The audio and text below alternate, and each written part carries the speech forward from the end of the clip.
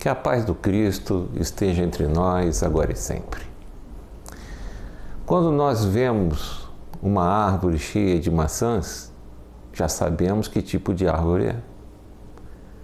Quando vemos uma outra árvore com manga, a fruta, também sabemos que tipo de árvore é. Então observamos que nós conhecemos a árvore pelo fruto. O fruto dá o nome à árvore. Assim também acontece conosco, quando dizem que um indivíduo é ladrão, um outro é trabalhador. São as nossas ações que vão fazer com que nós sejamos avaliados, identificados, tendo um rótulo, um caractere qualquer. Dessa forma, o Cristo nos convida a que nós venhamos observar também os nossos irmãos, também os líderes religiosos, aqueles que se apresentam em nome de Deus, para que nós venhamos avaliar suas obras, se realmente estão de acordo com a vontade de Deus, com a vontade do Cristo. Alguns nossos irmãos apresentam umas informações corretas, meio corretas, mas quando observamos melhor, suas ações não são exatamente como dizem. E assim o Cristo nos disse também para que tenhamos cuidado com os falsos profetas. Hoje nós pensamos que profeta é aquele que faz a predição, que é sinônimo, aquele que tem a capacidade de adivinhar o futuro. Na época do Cristo, profeta também era aquele que tinha a capacidade de compreender o que está acontecendo como um enviado de Deus, aquele que interpretava a vontade de Deus. É assim, também quando Cristo foi preso, levado na frente de Caiafás, um judeu, sumo sacerdote, outros judeus, anciães, escribas que estavam lá presentes, cuspiram lá na cara do nosso mestre e disseram: profetiza. Ou seja, para identificar realmente quem é que tinha feito aquilo. Mas nós temos que avaliar as ações dos nossos irmãos.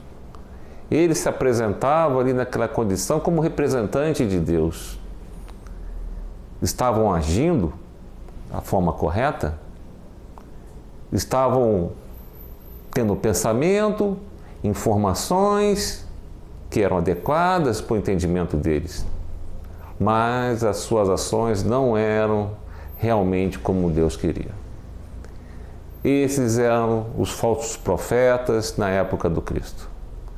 E ele nos assegura para que nós tenhamos cuidado com todas as épocas com esses falsos profetas.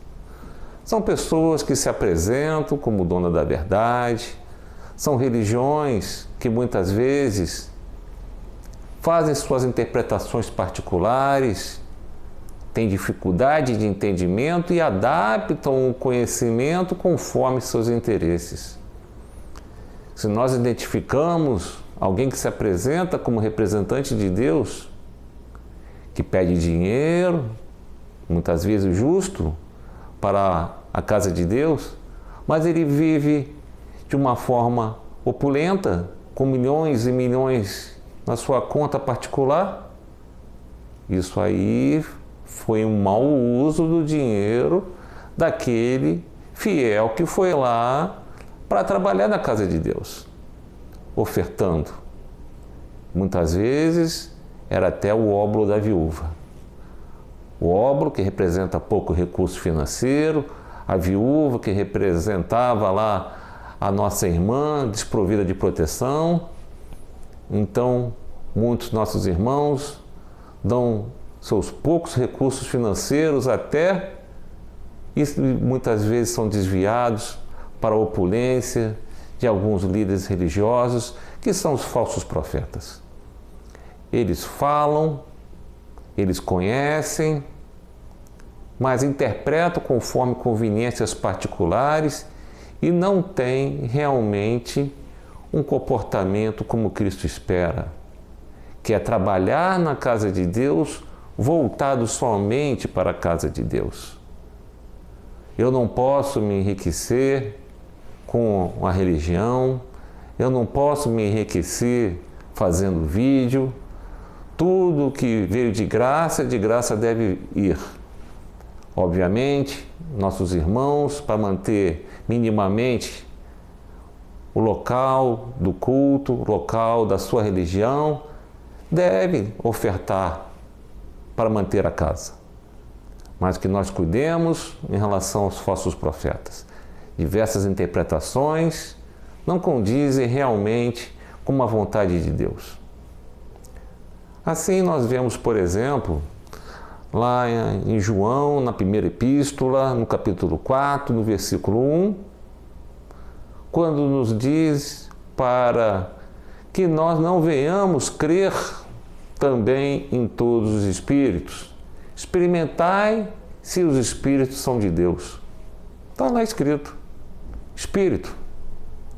Alguns nossos irmãos que têm uma dificuldade com a palavra espírito, mudaram, colocaram mestre, por exemplo, mas é espírito o que está lá na origem.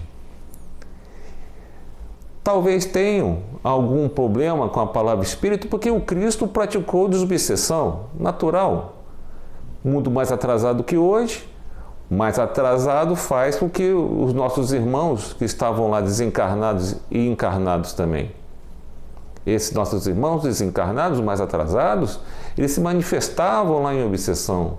E o Cristo retirou eles, fez a desobsessão. Mas nem todo o espírito é mau, como nem todo encarnado é mau.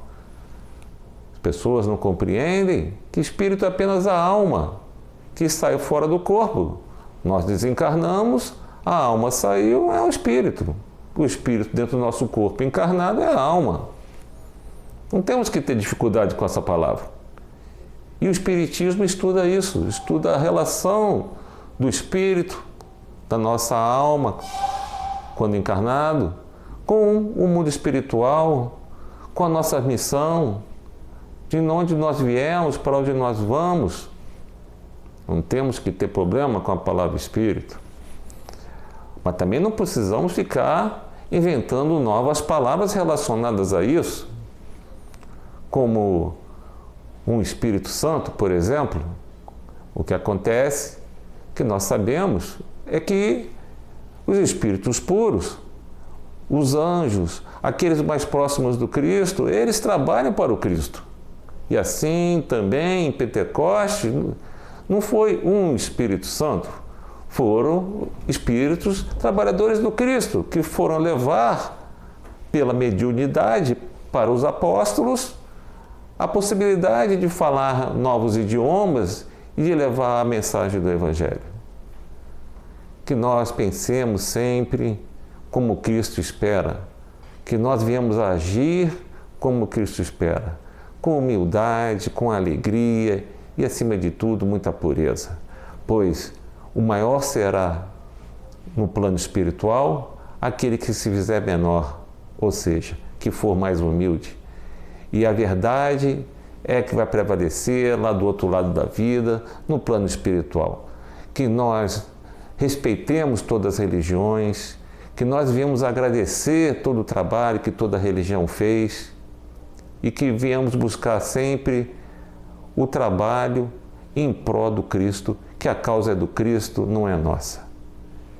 Que Jesus esteja conosco agora e sempre.